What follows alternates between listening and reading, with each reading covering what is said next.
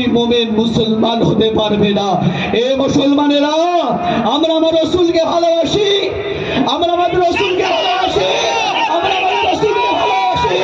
এই রাসূলের ভালোবাসার জন্য যদি আমাদের জেলখানায় যেতে হয়, রাজি আছে? একবার নয়, কোটি কোটি বার বলবো, I love Muhammad, I love Bharatvarsha. এটা নজরুলের ভারতবর্ষ, রবীন্দ্রনাথের ভারতবর্ষ, ধনখণ্ডে পুষ্প ভরা আমাদের এই বসুন্ধরা। তার মাঝে দেশে আছে দেশে সকল দেশের সেরা। এটা আমার ভারতবর্ষ। আমরা সকলেই কাঁধে কাঁধ মিলিয়ে চলতে চাই, আমরা সকলেই মিলেমিশে চলতে চাই। আমরা জানি না মানুষের গায়ের রক্ত কাটলে। نحمده ونصلي على رسوله الكريم أما بعد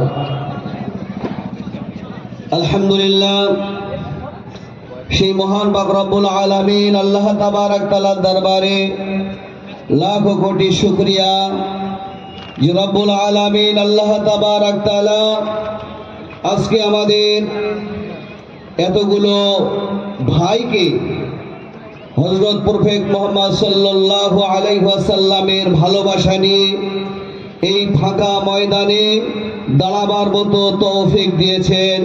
তাই সেই দরবারে ইলাহিতে একবার শুকরিয়া জ্ঞাপন করি, সকলে বলি আলহামদুলিল্লাহ।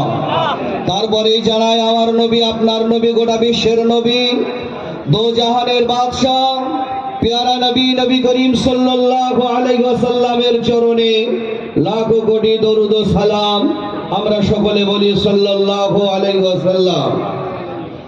উপস্থিত প্রশাসন এবং আমাদের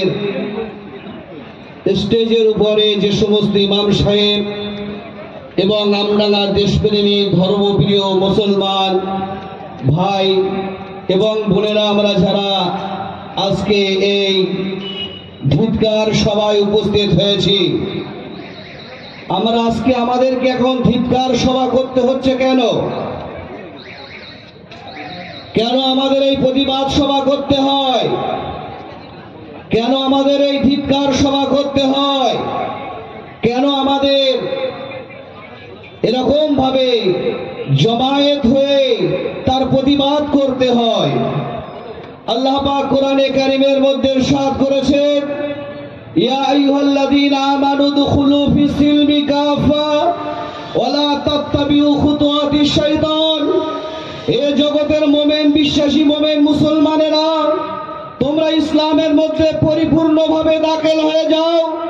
অর্ধ ভাবে নয়, একটাকে নেবে একটাকে ছেড়ে দেবে, একটাকে মানবে আর একটাকে মানবে না, এটাকে নয়।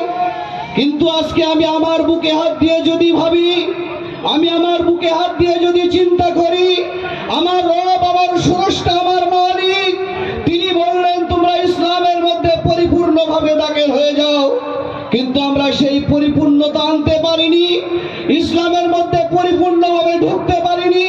কোনোটা নিয়েছি, কোনোটা ছেড়ে দিয়েছি। তাই আজকে আমাদের ফুটবলের মতো কেউ বা এদিক দিয়ে শট মারে, আমার গোলকিপারের দিকে যেতে হয়, আমার ওদিক থেকে কেউ গোল দেওয়ার জন্য শট মারে, আমাকে মাঠের এই পাশে চলে আসতে হয়। তার একটাই কারণ হলো আমি আমার নবীকে ছেড়ে দিয়েছি, আমার কোরআনকে আমি ছেড়ে দিয়েছি, আমার রাসূল থেকে আমি দূরে সরে এসেছি। আল্লাহ পাক যেগুলো আমাকে বলেছেন তার থেকে আমি দূরে সরে এসেছি।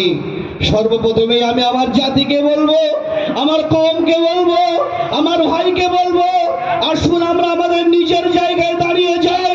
আল্লাহ যে কথা বলেছেন, আমার নবী যে কথাগুলোকে রেখে গিয়েছেন, সেগুলোকে আমরা পালন করি, মেনে চলি।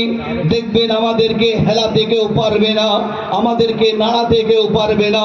এটা আল্লাহ পাক বলেছেন, এটা আল্লাহ পাক ওয়াদা করেছেন। তাই আজকে আমি বলতে চাই, এই ধিক্কার সভা কেন করতে হলো, এই প্রতিবাদ সভা কেন করতে হয়? কোন সময় ওয়াকফ নিয়ে টানাটানি করা হলো, কোন সময় আমার রাসূলুল্লাহ সাল্লাল্লাহু আলাইহি ওয়াসাল্লামের ইজ্জত নিয়ে টানাটানি করা হলো।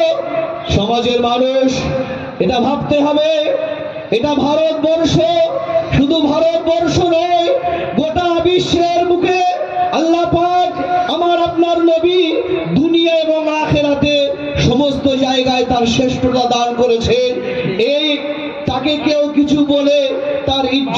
মাতাকে ছোট করা যাবে না।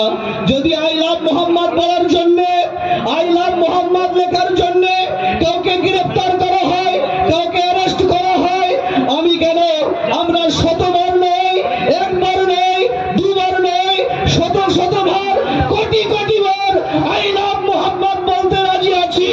জগতের মানুষেরা যারা আই লাভ মোহাম্মদ বললে তাদের কলেজায় বাঁধে, আই লাভ মোহাম্মদ বললে যাদের কলেজা ফেটে যায়, তারা শুনে রেখে দেন, শুধু আই লাভ মোহাম্মদ আমরা মুখে বলবো না, যদি আমাদের চিনাটা কেটে যদি সেখানে লিখতে হয় আই লাভ মোহাম্মদ, একবার চিনাটা কেটে দেখুন, আমাদের প্রত্যেকের শিরার ভিতরে, আমাদের কলেজার ভিতরে, আমাদের শিরা উপশিরার ভিতরে, আমাদের রক্তের ভিতরে I love Mohammad, I love Mohammad, I love Mohammad, I love Mohammad লেখা আছে।